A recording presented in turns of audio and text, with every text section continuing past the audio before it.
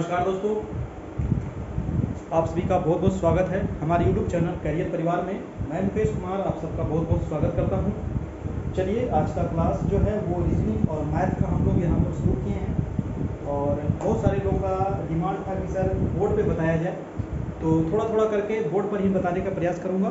और आज 5 आपको मैथ बताएंगे और 5 रीजनिंग बताएंगे, ठीक है। ये मैं कोशिश करूँगा डेली आप सभी को देने का, है ना। 5 से 10 से 15 प्रश्न डेली, है ना, रीजनिंग और मैथ का, ठीक है। तो चलिए स्टार्ट करते हैं। और आप सभी की जो क्लास है वो पूरी चल रही है ना। आपको समान अध्ययन डीएलएड की क्लास आपकी चली रही है। अगर उसमें जुड़ना चाहते हैं तो हमारा जो नंबर है, आपका नंबर है ना 7857824310। इस नंबर पे कांटेक्ट करके आप उसमें एडमिशन ले सकते हैं और एडमिशन ले करके आप क्लास कर सकते हैं। चलिए आज का क्लास हम लोग स्टार्ट करते हैं।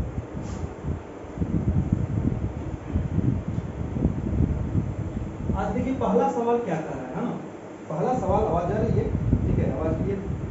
पहला सवाल है कि 5000 कीमत वाला एक खराब टीवी 50% हानि पर बेचा जाता है। जी हाँ, यहाँ पर मैं लिखा हूँ 5000 कीमत वाला एक टीवी है जो क्या है, खराब है, और इसको कह रहा है कि 50% हानि पर बेचा जाता है। यानी कि वो जो टीवी है 5000 उसका दाम था और उसको 50% हानि पर बेचा जाता है। अब कह रहा है कि यदि कीमत को आगे 50% और घटा दिया जाए, 50% हानि पर बेचा गया, ठीक है। अब कह रहा है कि उसको 50% और घटा दिया जाए तो बिक्री कीमत क्या होगा। तो सबसे पहले हमको दिया हुआ इसका जो दाम है वो 5000 दाम है कि नहीं। दाम कितना है? 5000। एक मिनट,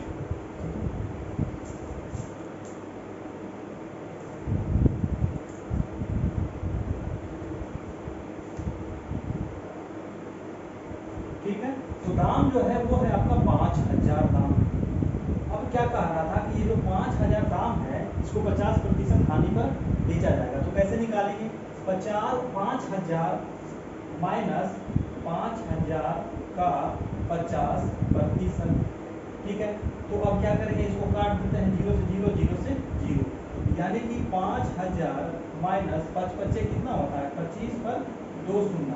अब कितना निकल गया? 5000 में से आप 2500 को माइनस कीजिएगा, कितना आएगा? 0 0 10 में 5 गया 5, यहाँ 4 में हो गया 2, यानी कि कितना आ गया?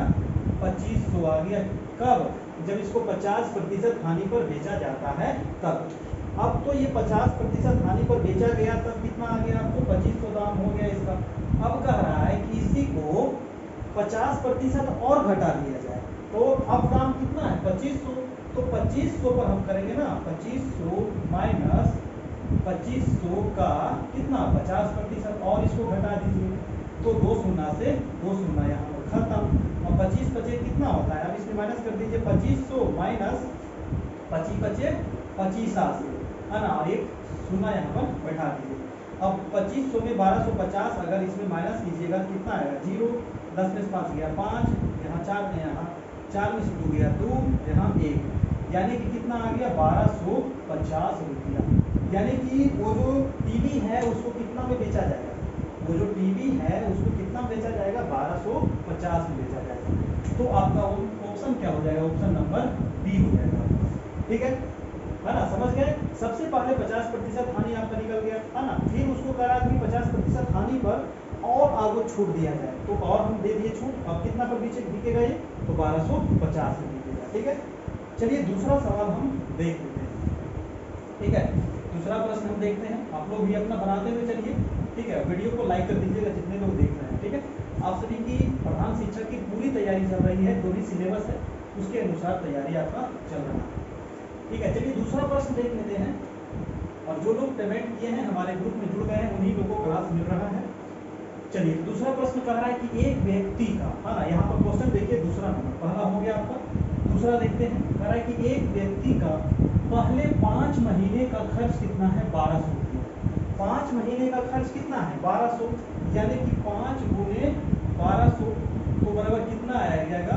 60 पर 200, यानी कि 6000 रुपया वो 5 महीने में खर्च करता है, पहले 5 महीने का। अब क्या कर रहा है कि अगले 7 महीने का खर्च कितना है? 1300।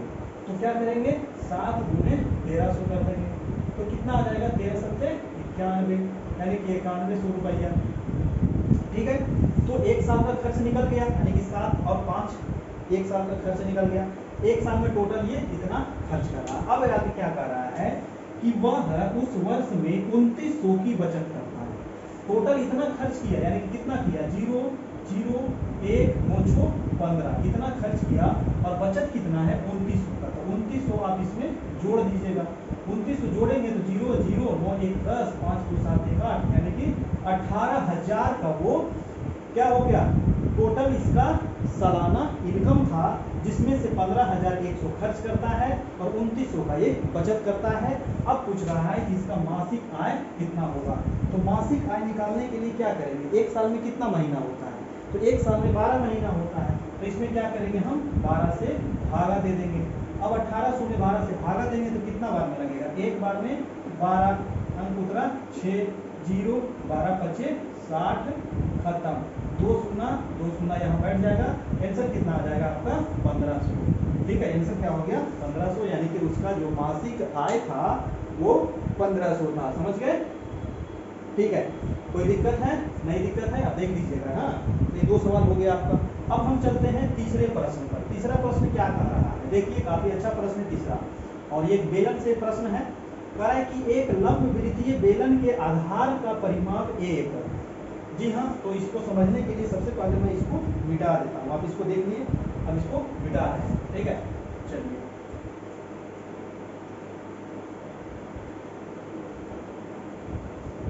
तीसरा नंबर प्रश्न कह रहा है कि एक लंबवृत्तीय बेलन है। सबसे पहले बेलन आप बना लीजिए, है ना। सबसे पहले एक बेलन बना लीजिए, है ना। बेलन का तो टर्म यूज करते हैं रोटी बनाने के लिए।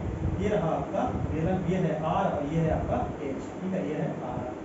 ठीक है, अब कह रहा है यहाँ पर क्या कह रहा है कि एक लंबवृत्तीय बेलन के आधार का परिमाप। अब देखिए यहाँ पर आपको आधार का परिमाप दिया हुआ है, यहाँ पर लिख देता हूँ आधार का परिमाप।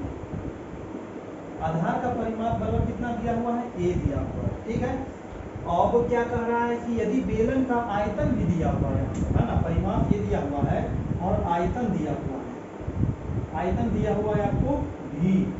ठीक है, भी घन एकक हो तो बेलन की ऊंचाई कितनी होगी, यानी कि h बराबर आपको पूछ रहा है प्रश्नवाचक चिन्ह।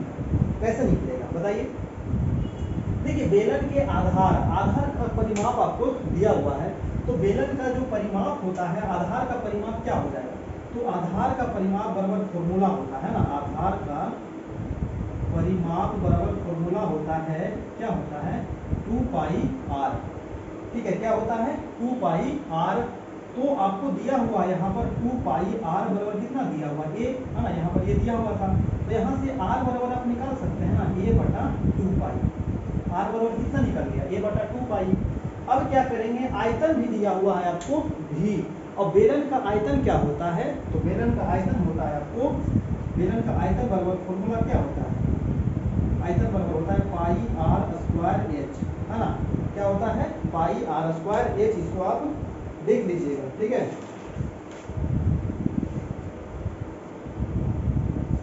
ठीक है, तो अब क्या करेंगे, r तो हमको पता है, आयतन भी हमको पता है कितना v, यानी कि v बराबर हो गया पाई, और r का वैल्यू यहाँ पर आपको निकल गया है ना, a बटा 2 पाई, a बटा 2 पाई। ठीक है, इसको क्या करेंगे स्क्वायर कर देंगे, h हो जाएगा बाहर।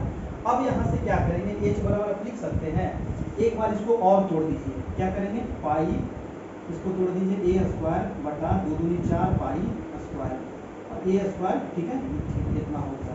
अब इसको h बराबर क्या लिख सकते हैं, ये तो v बराबर था, h बराबर आप क्या लिख सकते हैं, यहाँ मैं लिख देता हूँ ऊपर। ठीक है, h बराबर यहाँ से लिखेंगे, क्या लिखेंगे 4 तिरछे तिरछे पाई से पाई आपका कटेगा ना, पाई से पाई अगर इसको काटिएगा, ठीक है, इससे ये कट जाएगा, तो यहाँ पर क्या लिख सकते हैं v 4 पाई बटा a स्क्वायर, v 4 पाई बटा a स्क्वायर। देख लीजिए ऑप्शन नंबर क्या है, डी है कि नहीं। तो थोड़ा सा यहाँ पर आपको कैलकुलेशन में ध्यान देना पड़ेगा। ठीक है, यहाँ पर थोड़ा सा मिस्टेक हो गया था। ठीक है, तिरछे तिरछे यहाँ पर गुना कीजिएगा तो h बराबर आपका a निकल जाएगा। ठीक है, तो इसका आंसर हो गया, आपका आंसर नंबर डी हो गया।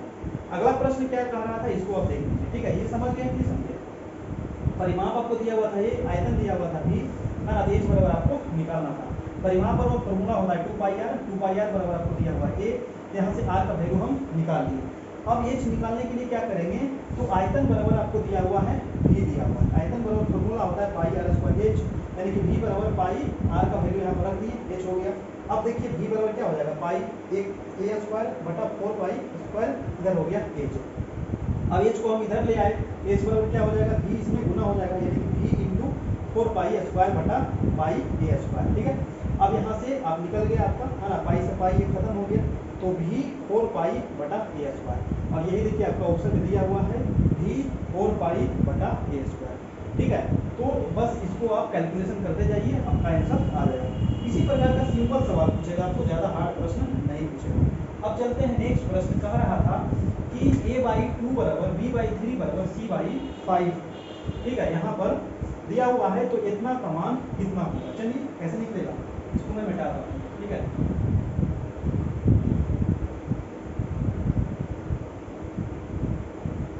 9 बजे से आप सभी की क्लास होगी आज समान अध्ययन की, ठीक है। जो लोग एडमिशन नहीं लिए ले लीजिए, है ना। उसमें आपको भारत का भूगोल और बिहार के भूगोल से संबंधित प्रश्न लगभग 300-400 प्रश्न आज करवाने वाले हैं, ठीक है।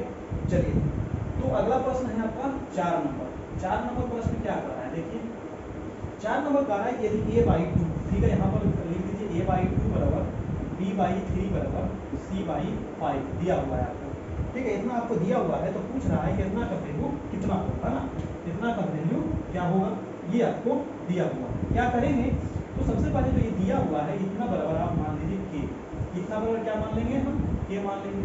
अब क्या करेंगे, अब इसको बराबर बराबर कर सकते हैं, a/2 बराबर के लिख सकते हैं, तो a बराबर क्या हो जाएगा 2k, है ना, लिख तो सकते हैं। अब देखिए b/3 बराबर के लिख सकते हैं, तो b बराबर क्या हो जाएगा आपको 3k हो जाएगा, है कि नहीं। उसी प्रकार c/5 बराबर a लिख दीजिए, तो c बराबर क्या हो जाएगा 5k, है कि नहीं। अब हम इसमें पुट कर देंगे, आपको दिया हुआ था, है ना, क्या दिया हुआ है 4a plus 3b minus c बटा b। अब यहाँ पर a का वैल्यू आप पुट कर दीजिए 2a, यानी कि 4 गुने 2k प्लस 3 गुने 3k माइनस 5k बटा b का वैल्यू कितना है 3k। अब क्या करेंगे, 4 दूनी 8k, है कि नहीं, 8k प्लस 3 दिया 9k माइनस 5k, नीचे कितना हो जाएगा 3k। अब 9 8 कितना होता है 17, और 17 में से 5 गया, 9 8 कितना हो गया 17, और 17 में से 5 गया, कितना बचेगा बताइए, 17 में से 5 जाएगा तो 12 बचेगा, है ना, यानी कि 12 के ऊपर हो गया बटा नीचे 3k। अब k से k खत्म, 3 चौक 12, यानी कि आंसर क्या आ गया आपका 4 आ गया, है ना। देखिए ना, आंसर क्या आ गया आपका 4 आ गया, यानी कि आंसर नंबर हो जाएगा आपका सी, ठीक है, कोई दिक्कत नहीं। आप इस प्रकार का प्रश्न हमेशा एग्जाम में पूछा जाता है। यहाँ पर आपको दिया हुआ a/2 बराबर b/3 बराबर और c/5 बराबर, आप यहाँ से निकाल सकते हैं, k एक मान लीजिएगा वैल्यू, और यहाँ से आपका निकल जाएगा, इस प्रकार से कैलकुलेशन, ठीक है। चलिए नेक्स्ट प्रश्न पे चलते हैं आपका। नेक्स्ट प्रश्न कह रहा है कि दिए गए शब्दों में से कौन अर्थपूर्ण क्रम को प्रस्तुत करता है। जी हाँ, यहाँ पर क्रम सजाना है आपको, रीजनिंग टाइप का प्रश्न है ये, है ना, इस प्रकार का रीजनिंग आपको पूछा जाता है। चलिए इसको मैं मिटा देता हूँ।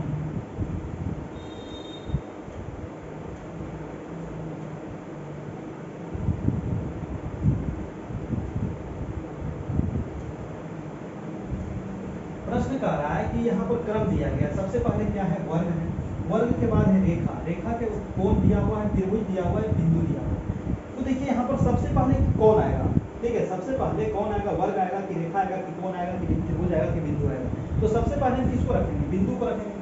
सबसे पहले एक बिंदु से स्टार्ट होता है ना, कोई भी चीज जो स्टार्ट होता है तो एक बिंदु से स्टार्ट होता है, ठीक है। तो बिंदु के बाद आप किसका नंबर रखिएगा, तो रेखा, और बिंदु से ही एक रेखा खींचा जाता है कि नहीं, बिंदु से ही एक रेखा खींचा जाता है। तो सबसे पहले किसका कौन आया 5 आया, 5 के बाद क्या आ गया 2 नंबर आ गया आपका, ठीक है। 5 के बाद रेखा खींच लिए, अब रेखा के बाद क्या बनेगा कोण बनेगा, है ना, कोण बनने के लिए 2 लाइन चाहिए, तो 2 यानी कि कोण बनेगा, यानी कि हम 3 नंबर इसके बाद आ जाएगा, ठीक है, इसके बाद 3 आ जाएगा। अब कोण के बाद अब क्या बनेगा, तो कोण के बाद एक त्रिभुज बन जाएगा, है कि नहीं। 3 के बाद हो जाएगा यहाँ 5, और इसके बाद एक वर्ग आप बना सकते हैं, लास्ट में क्या आ जाएगा वर्ग, यानी कि ये हो जाएगा। अब ऑप्शन में आप देख लीजिए 5 2 3, 1 मिनट, यहाँ 4 होगा ना, यहाँ 5 हो गया, 5 2 3 4 1, ठीक है, 5 5 5 5 2 3 4 1, आंसर क्या हो जाएगा आपका? आंसर नंबर बी हो जाएगा, ठीक है, समझ गए? तो ये रहा 5 प्रश्न महत्वपूर्ण। अब इसके अलावा कुछ हम रीजनिंग का और भी सवाल देखते हैं, ठीक है, और भी कुछ हम रीजनिंग का प्रश्न यहाँ पर देखते हैं। चलिए दोस्तों, अब देखते हैं कुछ रीजनिंग के महत्वपूर्ण प्रश्न, है ना। अब कुछ हम देखेंगे रीजनिंग के महत्वपूर्ण प्रश्न जो आपको एग्जाम में पूछे जाने की संभावना है। अभी देखिए 5 मैथ का और 5 रीजनिंग यहाँ का। तो पहला है आपका 6 नंबर प्रश्न है। 6 नंबर कह रहा है, क्या कह रहा है, जैसे जैसे कहेगा वैसे वैसे आपको करते चलना है, सीधा सीधा, ठीक है। कह रहा है कि रोहित जो है पूर्व की ओर अभिमुख है। रोहित एक नाम का बच्चा है जो पूर्व की ओर उसका मुंह है ना। तो आपको पता है कि उत्तर, दक्षिण, पूर्व, पश्चिम आपको पता होना चाहिए सबसे पहले। ऊपर क्या होता है? नॉर्थ, नीचे होता है साउथ, इधर होता है ईस्ट और इधर होता है आपका वेस्ट, ये आपको पता है। अब कह रहा है कि रोहित जो है पूर्व की ओर मुख करके अभिमुख है। अब इसको पूर्व की ओर, ठीक है, पूर्व की ओर अभिमुख है ये, और कह रहा है कि 4 किलोमीटर सीधे चलता है। पूर्व की ओर कितना जाता है ये? 4 किलोमीटर चलता है। तो ये मान लीजिए इसको 4 किलोमीटर पूर्व की ओर चलाए, ठीक है। अब कह रहा है कि फिर वह बाईं ओर मुड़ता है। अब आप इधर जा रहा है तो बाईं इसका किधर होगा? उधर होगा। तो बाईं ओर मुड़ता है तो ऊपर मुड़ेगा, है कि नहीं? बाईं ओर मुड़ करके 3 किलोमीटर चलता है। तो 3 किलोमीटर चलाइए इसको, है ना। जितना 4 दीजिएगा ना, तो उससे थोड़ा सा कम दीजिएगा आप 3 किलोमीटर। ये नहीं कि 3 को इतना लंबा कर दीजिएगा, तो गड़बड़ हो जाएगा आपका, है ना। थोड़ा सा इसको छोटा रखिएगा, है ना, एक अंदाज से। तो ये 3 किलोमीटर चलता है, ठीक है। बाईं ओर मुड़ करके 3 किलोमीटर पैदल चलता है। कह रहा है कि पुनः बाईं ओर मुड़ जाता है। और ये जो आदमी है, जो आपका रोहित है, ये पुनः किधर मुड़ता है? बाईं ओर। फिर से ये बाईं ओर मुड़ता है और कह रहा है कि 4 किलोमीटर फिर से चल देता है, यानी कि इसके सामने यहाँ पर आ जाता है। अब कह रहा है कि शुरू किए गए स्थान से अब कितनी दूरी पर है?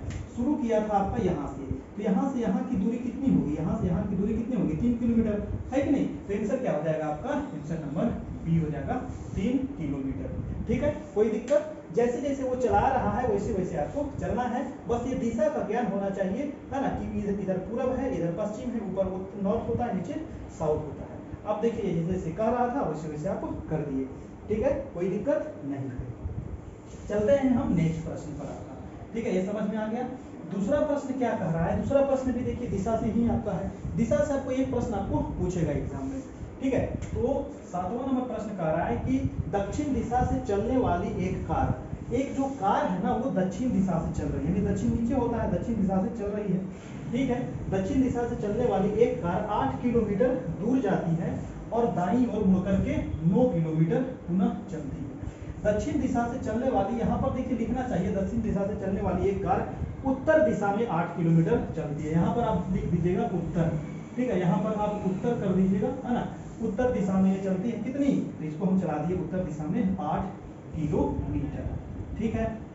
अब कह रहा है 8 किलोमीटर चला, कह रहा है कि दाईं ओर मुड़ा, फिर से ये इधर किधर मुड़ेगा? दाईं ओर मुड़ा, ठीक है। तो दाईं ओर मुड़ करके 9 किलोमीटर चला, ये चला 8 किलोमीटर। अब इसको चलाएंगे हम 9 किलोमीटर, दाईं ओर मुड़ करके 9 किलोमीटर चल दिया। कह रहा है कि फिर से दाईं ओर मुड़ा, फिर से दाईं ओर मुड़ करके ये रुक जाती है। जी हाँ, फिर से ये दाईं ओर मुड़ करके ये रुक जाती है, ठीक है। तो अभी इसकी दूसरा दिशा ऐसी है, ठीक है। कह रहा है कि अब वह किस दिशा की ओर अभिमुख है? अब यहाँ से चला था उत्तर की ओर 8 किलोमीटर, है ना, दक्षिण से उत्तर की ओर, फिर ये दाईं मुड़ा 9 किलोमीटर, फिर ये दाईं मुड़ा। तो कह रहा है कि अब इसका मुख किधर होगा? तो आप देख रहे हैं इसका मुख किधर दिख रहा है? तो नीचे क्या है? नीचे दक्षिण होता है कि नहीं? नीचे क्या होता है? यस से मैंने साउथ, यानी कि इसका आंसर क्या हो जाएगा? दक्षिण, ठीक है। दिशा से आपको ये क्वेश्चन एग्जाम में जरूर पूछा जाएगा, ठीक है। तो ये आप समझ गए, दोनों प्रश्न हो गया आपका दिशा से। अब चलते हैं एक रिलेशन से संबंधित क्वेश्चन यहाँ पर देखते हैं, काफी इंपॉर्टेंट क्वेश्चन है आपका। चलते हैं, प्रश्न नंबर है आपका कितना? 8 नंबर, ठीक है। 8 नंबर सवाल कह रहा है, ठीक है, कह रहा है कि प्रीति का अरुण नामक पुत्र है। अब देखिए इस प्रकार का क्वेश्चन जो है ना, अपने रिलेशन पर आप बैठा करके बनाइएगा, बन जाएगा, ठीक है। थोड़ा सा आवाज थोड़ा सा कम आ रहा है ना, माइक लगता है थोड़ा सा इसका बैटरी थोड़ा सा खराब हो गया है। प्रीति का अरुण नामक पुत्र है, जैसे जैसे आपको कह रहा है वैसे वैसे आपको लिखते चलना है। प्रीति, ठीक है, प्रीति का दोस्तों अरुण नामक पुत्र है, ठीक है। अरुण क्या है, ये पुत्र है। मैं ऊपर लिख देता हूँ पुत्र, ठीक है, समझ गए। प्रीति का अरुण नामक पुत्र है। अब कह रहा है कि राम जो है वो प्रीति का भाई है, ठीक है, राम जो है वो प्रीति का भाई है। अब यहाँ पर राम ले लेते हैं, राम जो है वो प्रीति का क्या है, भाई है। ये हो गया आपका भाई। जैसे जैसे कहता है वैसे वैसे करते चलिए। प्रीति का अरुण नामक पुत्र हो गया, और कह रहा है कि राम जो है प्रीति का भाई है। नीता की रीमा नामक पुत्री है। अब एक नीता अलग लड़की है ना, नीता मैं दे देता हूं यहाँ पर।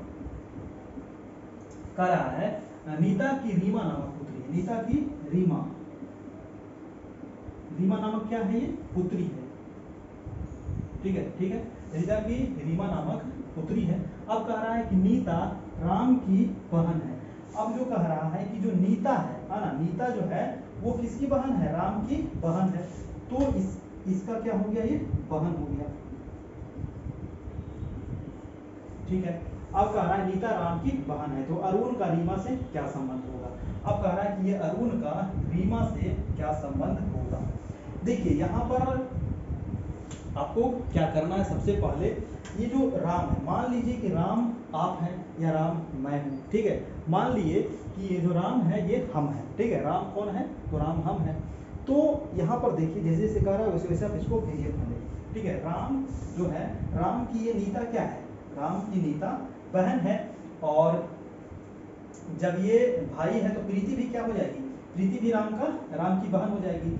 अब देखिए प्रीति जो है वो राम की बहन है, और बहन का बेटा, ठीक है, और ये भी बहन का बेटी, बहन का बेटा और बहन का बेटी, यानी कि राम का दो बहन है। तो बहन का बेटा और बहन का बेटी, ये दोनों का रिलेशन में क्या होगा, ये दोनों क्या लगेंगे आपस में, है ना, ये दोनों आपस में क्या लगेगा, तो भाई तो होगा नहीं, भतीजा तो होगा नहीं, और मामा तो होगा नहीं, मौसेरा भाई, है ना, यानी कि इसका ये क्या हो जाएगी, मौसी, और इसका मौसी। तो मौसेरा भाई बहन ये दोनों हो जाएगा, है कि नहीं हो जाएगा, मौसेरा भाई बहन हो जाएगा। आंसर हो जाएगा आपका, आंसर नंबर सी हो जाएगा। तो बस कुछ करना नहीं है, जैसे जैसे कर आए रिलेशन पर अपने ऊपर ले लीजिए, है ना। राम मान लीजिए कि हम हैं और हमारी ये बहन है और हमारी एक और बहन है, तो ये दो बहन है ना। तो ये दोनों बहन का जो एक पुत्र और पुत्री है आपस में क्या लगेंगे, तो मौसेरा भाई या फिर मौसेरी बहन, ठीक है। तो आंसर हो जाएगा आपका, आंसर नंबर सी। अब चलते हैं हम नेक्स्ट प्रश्न पर।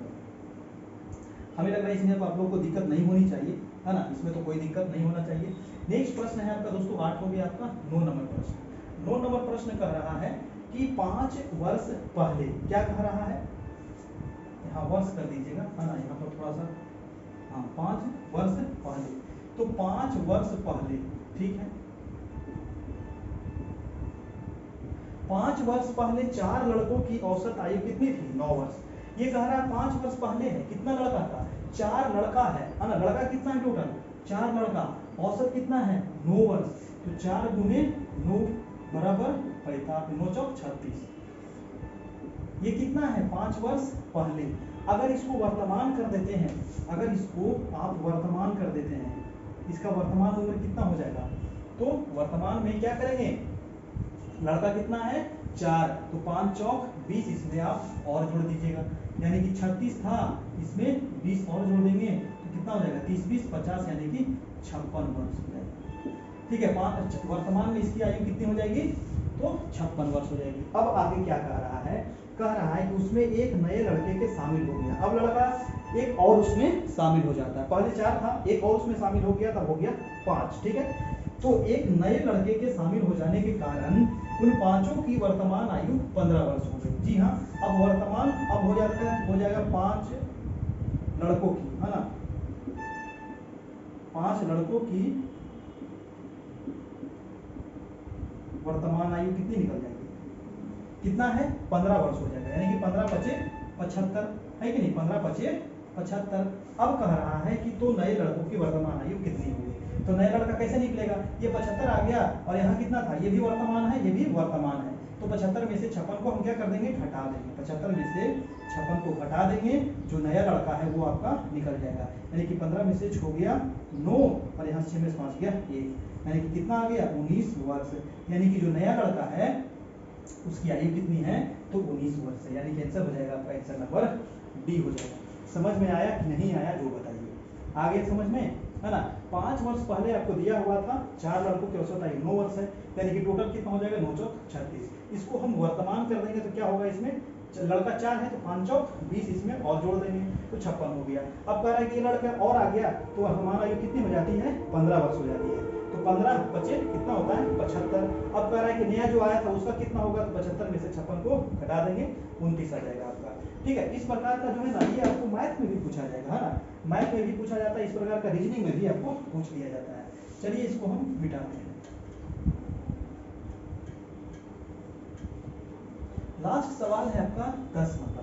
10 नंबर प्रश्न कह रहा है कि एक क्रमबद्ध व्यवस्था में व्यवस्थित करना है इसको। ठीक है, ये रीजनिंग है और एक क्रमबद्ध व्यवस्था में व्यवस्थित करना है।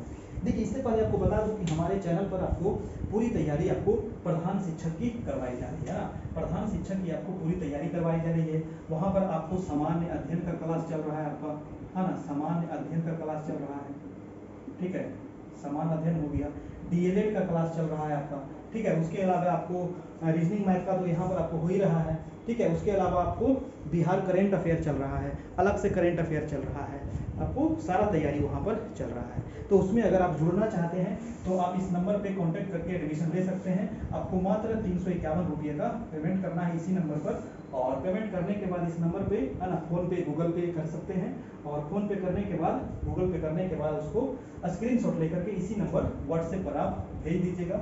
वहाँ पर आपको व्हाट्सएप ग्रुप में जोड़ दिया जाएगा और सारा मटेरियल आपको वहाँ पर मिल जाएगा।